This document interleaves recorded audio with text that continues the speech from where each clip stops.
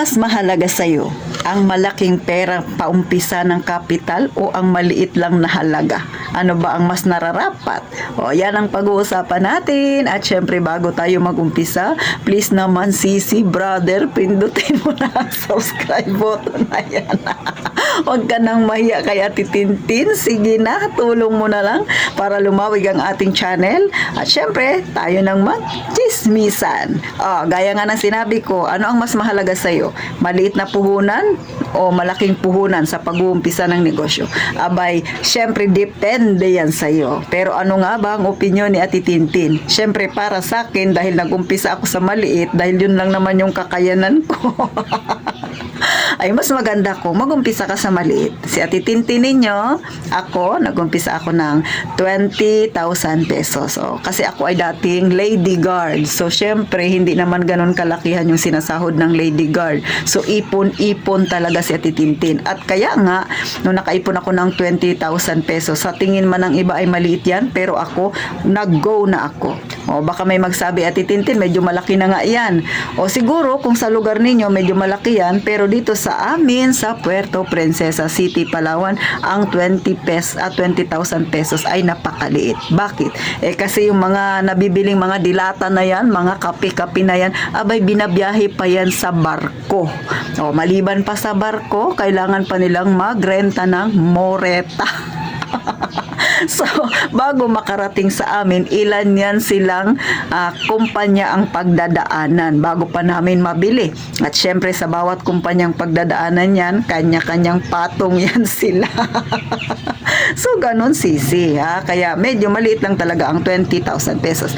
Sa ngayon, masasabi ko ng mahigit na 100,000 ang laman ng tindahan ko. At syempre pa, malaki na rin ang perang nakuha ko dito sa tindahan. Kasi nga, yung utang pa lang ng anak ko noon na hindi niya nabayaran ay nakuha dito 20,000.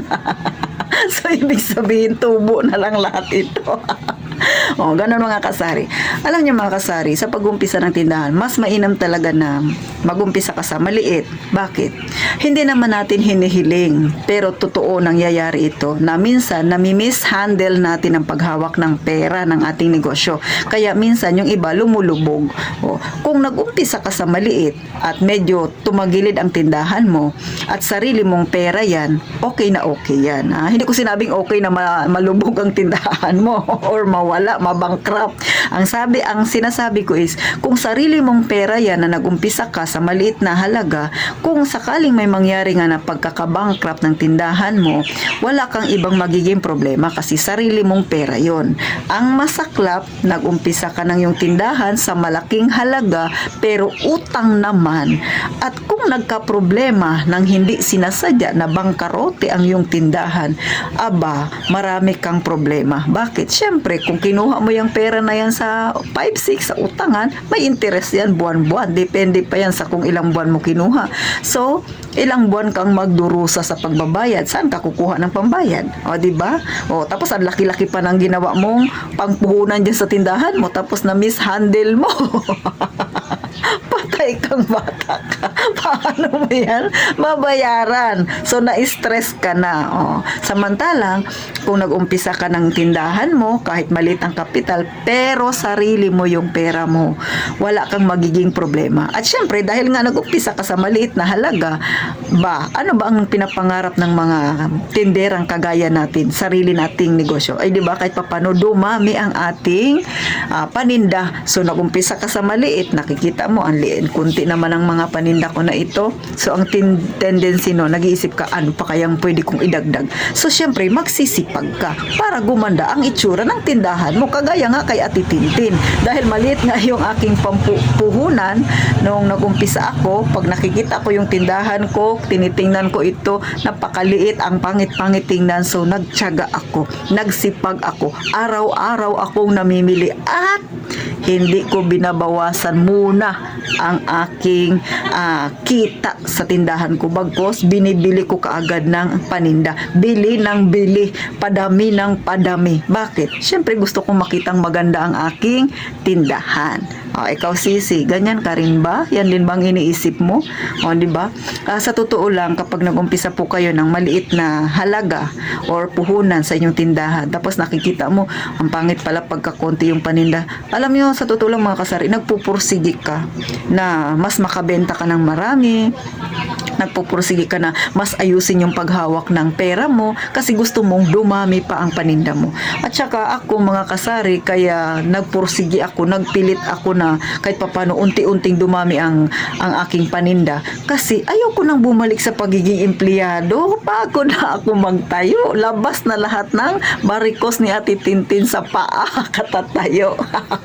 Dahil ako ay security guard. So nakakapagod mga kasari. Iniisip ko pa lang yung pagiging security guard ko noon, kung babalikan ko, kung ngayon ko gagawin, parang hindi ko na makaya dahil 12 oras akong nakatayo. So napakasakit sa paa, namimintig na. Kaya pinagsikapan ko na yung aking 20,000 pesos na mapalago. So ngayon nga, sa nakikita ninyo mga kasari, ayan.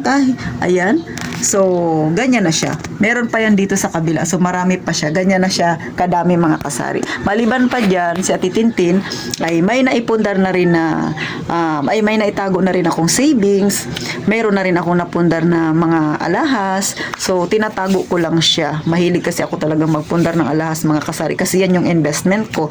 Kahit na maliit lang yung tindahan ko. Pero ako'y natutuwa dahil sa pinaghirapan ko, nakaipon si Ate Tintin. Paunti-unti. Hindi man ganun kalaki kumpara sa mga may malalaking tindahan, pero proud ako sa sarili ko na kahit papano naging disiplinado ako. Kaya sa mga gustong mag-umpisa ng ganitong negosyo, tapos nag-iisip maliit pa lang yung Ate Tintin yung aking kapital, ay go ka na. Kung sa tingin mo handa ang puso mo, kahit ang yung pangpuhunan ay hindi ganun kahanda, mag-go ka na. Bakit? Determinasyon lang ang kailangan. Kailangan mo ang kasipagan. Yan lang ang magiging dagdag mong pangpuhunan sa maliit mo ng kapital.